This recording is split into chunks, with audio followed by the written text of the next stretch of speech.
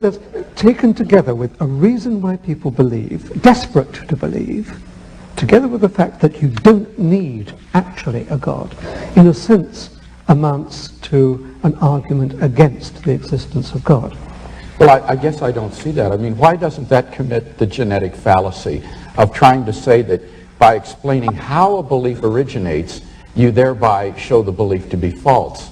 Even if it were true that belief in the existence of God were the product of fear and anxiety and so forth, which I don't for a minute admit, but even if it were, that's simply a genetic fallacy to say that because that's the way the belief originates, that therefore the belief is false. But that's only one half of the argument. I'm not saying that that alone is adequate, and I'm not saying that the fact that science can account for everything it alone is also adequate. But taken together, the fact that that science is omnipotent, and the fact that I can understand why people like you desperately want to believe in God, that is an argument against the existence of God. But two fallacious arguments put together don't make a sound argument, right? They are, but do you deny that science cannot account for everything?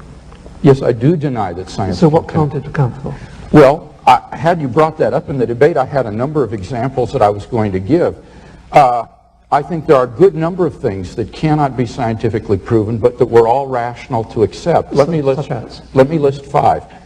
Logical and mathematical truths cannot be proven by science. Science presupposes logic and math, so that to try to prove them by science would be arguing in a circle.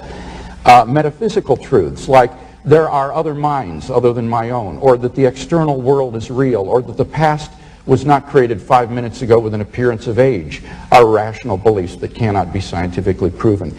Ethical beliefs about statements of value are not accessible by the scientific method. You can't show by science whether the Nazi scientists in the camps did anything evil as opposed to the scientists in Western democracies.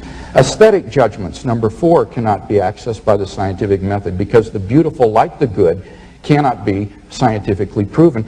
And finally, most remarkably, would be science itself. Science cannot be justified by the scientific method. Science is permeated with unprovable assumptions. For example, in the special theory of relativity, the whole theory hinges on the assumption that the speed of light is constant in a one-way direction between any 2 points A and B. But that strictly cannot be proven. We simply have to assume that in order to hold to the theory. But you're missing the whole... So put that in your pipe and smoke it. Yeah, okay.